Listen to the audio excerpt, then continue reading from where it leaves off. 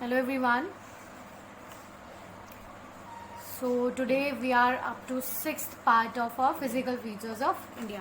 तो अभी तक हम लोग हिमालयाज और नॉर्दर्न प्लेन्स के बारे में पढ़ चुके थे, right? So now we are going to talk about the third physiographic division of India, that is the peninsula plateau.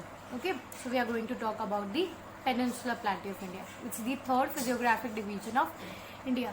तो बेटा पहले ना इसका लिटरल मीनिंग समझते हैं कि पेनिनसुला और प्लेट्यू का मतलब क्या होता है. आप अच्छे से जानते हो, but let's make a recall.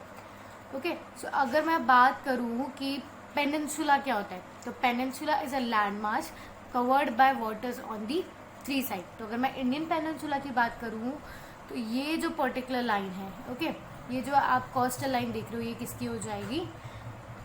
Peninsula plateau की, राइट? तो अब आप देख सकते हो पेनिनसुला कैसे बना है. कि इसके ईस्ट में हमारे पास बे ऑफ बंगाल है, वेस्ट में हमारे पास अरेबियन सी है और साउथ में हमारे पास इंडियन ओशन है. ओके, तो आपने देख लिया कि यहाँ पे हमारे पास 3 वाटर बॉडीज अवेलेबल है और ये जो पर्टिकुलर कोस्ट लाइन है ये 3 साइड्स पे वाटर से ऑक्यूपाइड है. ओके, सो इसलिए इसको हम लोग क्या बोल देंगे? पेनिनसुला. और अगर मैं प्लेट्यू की बात करूँ, प्लेट्यू क्या होता है बेटा? ये एक एलिवेटेड लैंड होता है. हम लोगों ने अगर प्लेन्स की बात करी तो नॉर्मल सी, अगर आप ये बिलो वाला पार्ट देखोगे तो ये क्या है? ये प्लेन है और उसी प्लेन पे एक थोड़ा सा अपलिफ्टेड पार्ट, ये एक माउंटेन की तरह नहीं होता, ये किसी हिल वगैरह की तरह नहीं होता, ठीक है? ये थोड़ा सा अपलिफ्टेड पार्ट होता है, उसे हम लोग क्या बोल देते हैं? प्लेट्यू बोल देते हैं. तो बेसिकली अगर मैं कोस्ट लैंड की बात करूँ तो ये पानी के बीच में एक लैंड सरफेस है. तो जब हम नॉर्दर्न प्लेन्स पढ़ रहे थे तो वो थोड़ा, अगर वो माउंटेन, वहाँ पे पहले माउंटेन हिल्स आ गई, फिर प्लेन्स आ गए, और अब ये आएगा वो थोड़ा सा अपलिफ्टेड पार्ट चलेगा, ठीक है? तो अगर हम इनकी डेफिनेशन कंपेयर करें, peninsula is a land mass covered by water on the 3 sides, whereas plateau is a table like structure. Table like structure हो गया ना, थोड़ा सा अपलिफ्टेड पार्ट हुआ. ओके, तो कंपोजिंगली ये क्या बना देता है? Peninsula plateau is a table land composed of old crystalline igneous and metamorphic rocks. अब old crystalline igneous and metamorphic rocks क्या बीमारी है?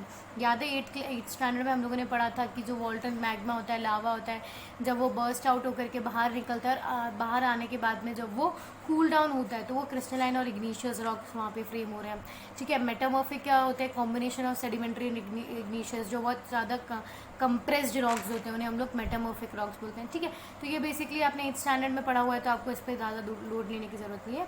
पर बेटा हमसे ना डायरेक्ट क्वेश्चन पूछ लिया जाता है कि पेनिनसुला प्लेट्यू क्या होता है, तो उस टाइम पे अब मार्क्स चाहिए, तो हमें इन पर्टिकुलर चीज़ों को, अगर आप बहुत अच्छे से लिखते हो तो वेटेज पड़ता है आपके आंसर पे. ओके, तो पेनिनसुला प्लेट्यू हमने पढ़ लिया कि पेनिनसुला प्लेट्यू जो है वो एक टेबल लाइक स्ट्रक्चर है, ठीक है, जो कंपोज हुआ है old crystalline igneous and metamorphic rock से.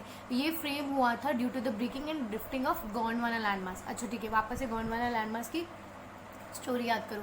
पेंगियर क्या था? एक बड़ा लैंडमास था, वो फिर टूट गया था, ठीक है? अंगारा और गोंडवाना लैंडमास याद है ना? फिर जो गोंडवाना लैंडमास है वो ड्रिफ्ट होता होता फिर वो कहाँ की तरफ मूव करने लग गया था? नॉर्थ की तरफ मूव करने लग गया था, और वो फिर किससे टकराया था? यूरेशियन प्लेट से टकराया था. याद है ये सारी चीज़ें? तो हमने ये देखा था कि हमारा इंडिया का जो पेनिनसुलर रीजन है, मैंने आपको पिछले वीडियोस में भी ये चीज़ समझा रखी है कि इंडिया का जो पेनिनसुलर रीजन है, जो प्लेट्यू रीजन है बिलो वाला, ये किसका पार्ट है? It is a part of Gondwana land mass, ठीक है? One of the oldest land masses, उसका पार्ट है, ठीक है हमारा. तो अगर आप इंडियन स्ट्रक्चर्स में अगर मैं बात करूँ तो यंग हम किसे बोलते हैं? हिमालयन माउंटेन्स को हम यंग बोलते हैं. अगर मैं ओल्ड बोलूँ तो वो किसे हम लोग बोलेंगे? पेनिनसुलर को, ठीक है? वन ऑफ दी, अगर आपसे पूछ लिया जाए कि वन ऑफ दी, चलो एक क्वेश्चन तुमसे मैं पूछती हूँ यहीं पे, इसका आंसर मुझे कमेंट सेक्शन में दे देना कि which of the following is the youngest land feature, ठीक है, या यंगेस्ट रिलीफ फीचर है? तो अगर इसमें से greater Himalayas, middle Himalayas, outer Himalayas and the peninsula plateau. तो अब अगर आपको मुझे इसमें से बताना पड़ेगा कि यंगर कौन सा है, तो वो भी आप मुझे बता पाओगे. अगर आपसे पूछा जाएगा ओल्डेस्ट, तो वो भी आप मुझे बता पाओगे, राइट? तो अब आप इसका दोनों का, यंगेस्ट एंड ओल्डेस्ट का, इन पर्टिकुलर 4 ऑप्शंस में से मुझे वापस से आंसर चाहिए आपका कमेंट सेक्शन में. Okay, I am repeating the question for you. Which is the most youngest and the oldest physical feature from India? Greater Himalayas, inner Himalayas, outer Himalayas और the greater and middle हो जाएगा, inner तो नहीं होगा. Greater Himalayas, middle Himalayas, outer Himalayas and last one was the peninsula plateau, ठीक है? तो ये चीज़ आपको समझ में आ गई. पेनिनसुला प्लेट्यू अब हम किसे कहते हैं? ओके, नाउ नेक्स्ट ये भी हम लोगों ने पढ़ लिया कि प्लेट्यू क्या होता है. Now what we are having is it is made up of black soil. अब आपको बेटा वो आपको पता है वॉल्केनिक वहाँ पे लैंड मास से पुराना ओल्ड फॉर्म है, वहाँ पे वॉल्केनिक इरप्शंस वगैरह हुए थे, तब वो फीचर डेवलप हुआ था लैंड का. ओके तो आपने बात करी था क्रिस्टलाइन इग्निशियस और मेटामॉर्फिक. तो ये किससे बना हुआ होता है? वॉल्केनो के कूल डाउन होने के बाद में ये रॉक्स बनते हैं. फाइन. तो it is made up of black soil. It has broad and shallow valleys and rounded hills. जैसे हम लोगों ने सबके अंदर पढ़ा था कि किसी में ड्यून्स थे, किसी में वैलीज थी, किसी में ग्लेशियर्स थे.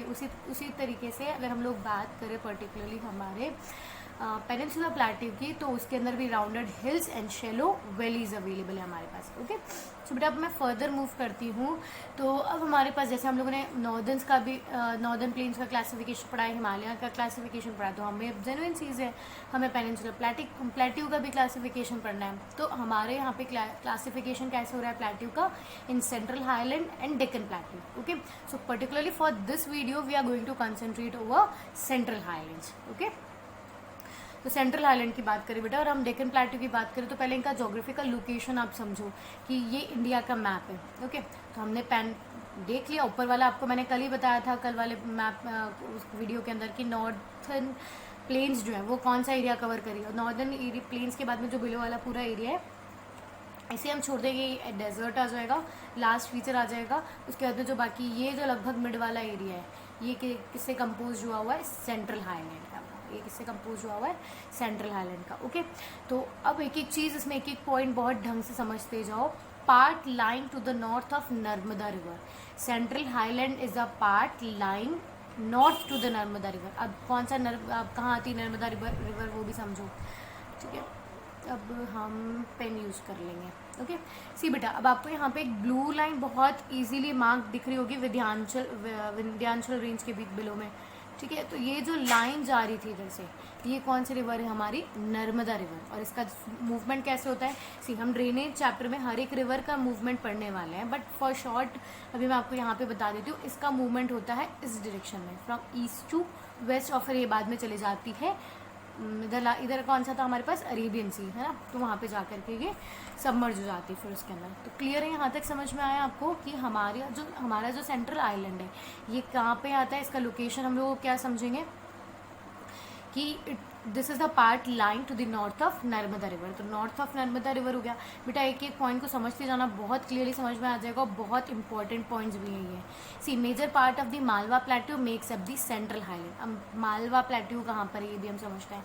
सी अगर मैं बात करूँ मालवा प्लेट्यू की, तो मालवा प्लेट्यू भी यही है, विंध्याचल रेंज और इसके बीच में जो ये एरिया दिख रहा है ना आपको, जहाँ से रिवर फ्लो कर रही है नर्मदा, जो एरिया भी आपको बताया था, ये मालवा प्लेट्यू है. ओके तो ये पर्टिकुलर ये जोन होता है जो बहुत ज़्यादा इंपॉर्टेंट होता है. ठीक है अब इसमें ईस्ट में कौन आता है, वेस्ट में कौन आता है, नॉर्थ में कौन आता है, साउथ में कौन आता है, ये सारी चीज़ें भी हम लोग पढ़ने वाले हैं. अगर आपको मालवा प्लेट्यू का लोकेशन और नहीं समझ आया है, then you are having this thing.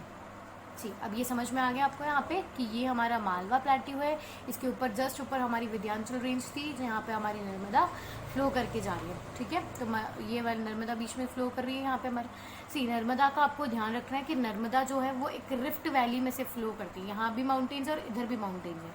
ठीक है तो वो प्लेट्यूज आ जाता है एक तरफ. ओके फिर उस रिफ्ट में से वो फ्लो करके जा रही है. किसी भी तरीके से कंफ्यूज मत होना, हर एक चीज़ आपको बहुत अच्छे से समझा दी जाएगी. नहीं आता समझ में तो कमेंट्स में बता देना, मैं वापस इसके लिए इस पर्टिकुलर टॉपिक के लिए वीडियो बना दूँगी. ठीक है तो part of it is a part line to the north of Narmada river. ये भी चीज़ हमने समझ ली. चलो आपको रिवर वाला फ्लो भी बता देती हूँ कि रिवर कहाँ आती है प्रॉपर्ली, नर्मदा रिवर. ठीक है अगर आप इस पर फोकस करो, इसको हम जूम नहीं होगा ये, तो आपको नर्मदा ये फ्लो होती हुई दिख रही है. ओके तो नर्मदा रिवर के नॉर्थ वाला एरिया, ये वाला जो एरिया आएगा. क्लियर है? सो वे वो भी थर्ड पॉइंट क्या है हमारा? It is covered by Vindhya ranges in the north and Satpura ranges in the south. ये भी मैं आपको बता चुकी थी बेटा, जस्ट अभी हम लोगों ने ये चीज़ भी देखी थी. वापस से देख लेते हैं कि यहाँ पे नॉर्थ में तो हमारे पास क्या है? विंध्याचल रेंज है, और साउथ में हमारे पास आ जाती है क्या? आ जाती है सतपुरा रेंजेस. ठीक है बेटा अब हम लोग सेंट्रल हाईलैंड की लोकेशन पढ़ रहे हैं. ओके इस सेंट्रल हाईलैंड के नॉर्थ में क्या है? विंध्याचल रेंज, और नीचे बिलो में साउथ में क्या है? सतपुरा रेंज. ठीक है समझ में आ गया यहाँ तक आपको वापस से? कहाँ थे हम वापस? सी क्लियर. और फिर ईस्ट में हमारे पास क्या आ जाती है, नॉर्थ वेस्ट में। नॉर्थ ईस्ट में तो हमारे पास छोटा नागपुर प्लेट्यू हो जाएगा, और फिर वेस्ट में हमारे पास क्या आ रही है, अरावली रेंजेस। वापस से समझते जाओ इसको, पर्टिकुलर बहुत इंपॉर्टेंट चीज़ है समझना, ये हमारा सेंट्रल हाईलैंड का पार्ट है।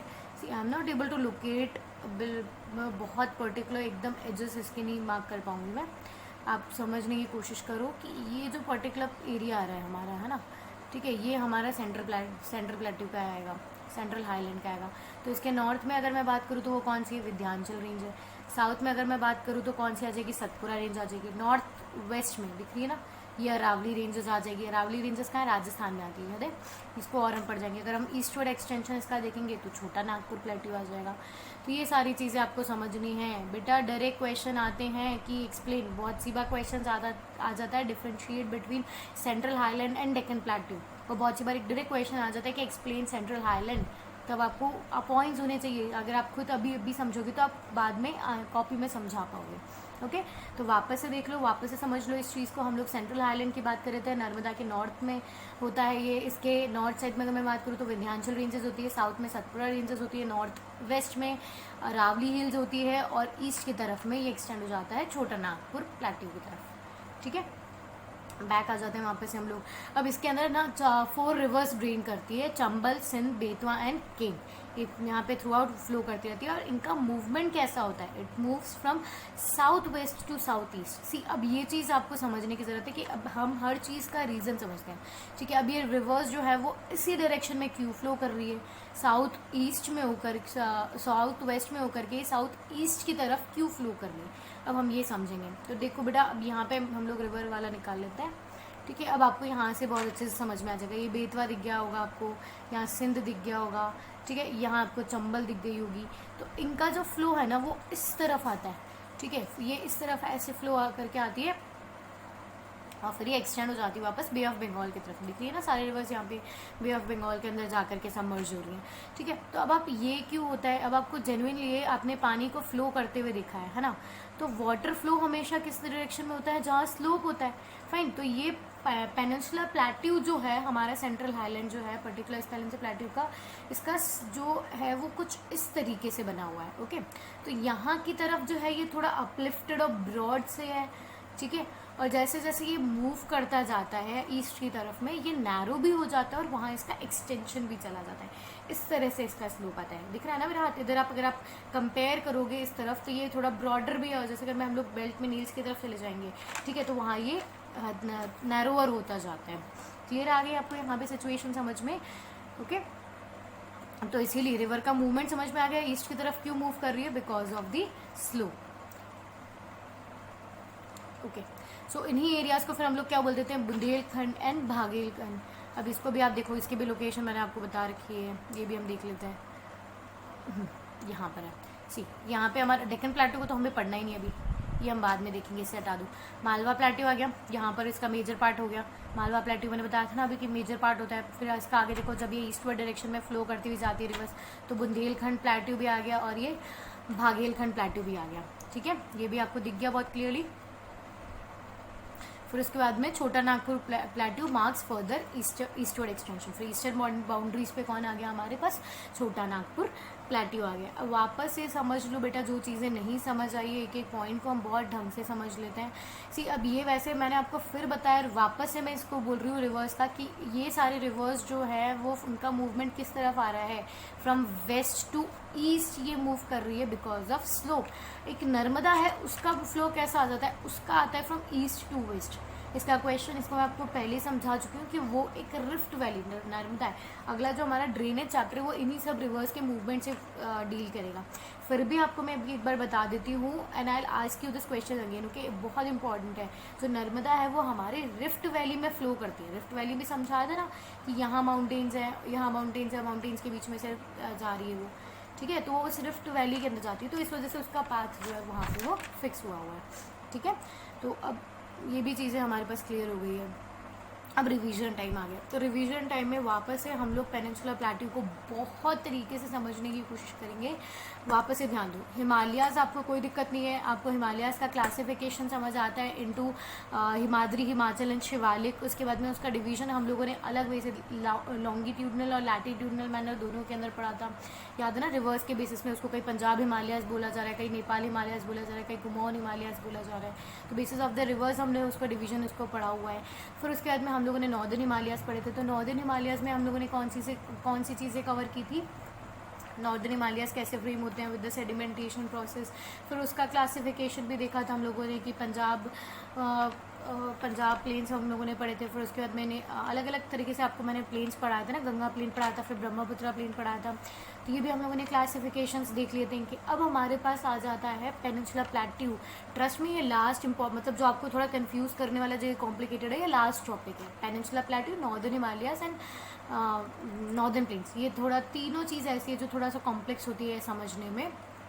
ओके, इसके बाद वाली तो बहुत इजी, आइलैंड्स और डेजर्ट्स में आपको ज़्यादा टाइम भी नहीं लगेगा पढ़ने में, ठीक है। वो एक ही सिंगल वीडियो में मैं कवर भी कर दूँगी। पर यहाँ समझो इसको, पेनिनसुलर प्लेट्यू उसको भी हमने 2 वीडियोस में डिवाइड किया हुआ है। पेनिनसुलर प्लेट्यू तो समझ में आ गया आपको क्या होता है, उसे हम लोग पेनिनसुलर क्यों बोलते हैं, उसका प्लेट्यू रीजन होने का उसका रीज़न क्या था, ये भी मैंने समझा दिया, क्योंकि वो सेंट्रली अपलिफ्टेड पार्ट होता है, टेबल लाइक सरफेस हो रही है। फिर उसके बाद में हम लोगों ने ये भी समझ लिया था कि पेनिनसुलर प्लेट्यू कैसे बना है। It is the oldest part of India land feature, ठीक है। गोंडवाना लैंड मास से टूट करके ये बना था, ड्रिफ्टिंग हुई थी जब गोंडवाना लैंड मास की, ठीक है। मैंने ये सारी चीज़ें आप लोगों को, कन्वेक्शनल वहाँ पे कौन सी एक्टिविटी हुई थी, फोल्डिंग एक्टिविटी हुई थी, सारी चीज़ें मैं आपको पहले समझा चुकी हूँ, ठीक है। उसके बाद में हम लोगों ने डिवीजन की बात करें कि अब हमारा जो पेनिनसुलर प्लेट्यू है वो भी 2 पार्ट्स में ब्रॉडली कैटेगराइज हो जाता है, between central highland and the Deccan plateau. जो अपर नॉर्दर्न पार्ट आ जाता है वो तो सेंट्रल हाईलैंड है, और जो बिलो वाला पार्ट हो जाता है वो डेक्कन प्लेट्यू। इसी तरीके से होता है ना ये, ठीक है। तो सेंट्रल पार्ट हो गया हमारा नॉर्दर्न, और जो हमारा डेक्कन प्लेट्यू है वो क्या हो गया हमारा सदर्न पार्ट। फिर इसमें भी हम लोग बहुत अच्छे से समझ चुके थे कि जो सेंट्रल पार्ट है वो क्या है, ठीक है। अभी केवल फोकस करो सेंट्रल हाईलैंड पे। सेंट्रल हाईलैंड कहाँ आती है, वो आपस से बहुत ईजी, नर्मदा के नॉर्थ में राइज होती है। मालवा प्लेट्यू जो है इसका वो इसका मेन पर्टिकुलर फोकस्ड एरिया है, मतलब ज़्यादा कवर वही एरिया इसका मेजर एरिया आता है। नॉर्थ में हमारे पास विंध्याचल रेंज है, साउथ में हमारे पास सतपुरा रेंजेस है। अगर मैं ईस्ट की तरफ बात करूँ तो वहाँ पे छोटा नागपुर प्लेट्यू आ जाता है, और वेस्ट की अगर हम बात करें तो वहाँ पे अरावली रेंजेस आ जाती है। नॉर्थ वेस्ट डायरेक्शन हो जाएगा बेटा, ये नॉर्थ साउथ, फिर ये इधर की तरफ आता है, ठीक है। ये ऐसे आ जाता है इसका लोकेशन, ये आपको लोकेशन भी समझ में आ गया इसका। फिर उसके बाद में हम लोगों ने देख लिया था कि यहाँ कौन कौन से रिवर्स फ्लो करती है, चंबल, बेतवा, है ना। तो ये सारे रिवर्स भी हम लोग देख चुके हैं, ठीक है। तो ये I think so central highland आप लोगों को क्लियर होगा। फिर भी किसी तरह का अगर कोई भी डाउट रिमेनिंग रहता है तो प्लीज़ उसे कमेंट सेक्शन में बता दो, मेंशन कर दो, मैं वापस इसके लिए और आपको कोशिश करूँगी आपको समझाने की। Okay, so for the next video we will go with Deccan plateau. Okay, thank you everyone.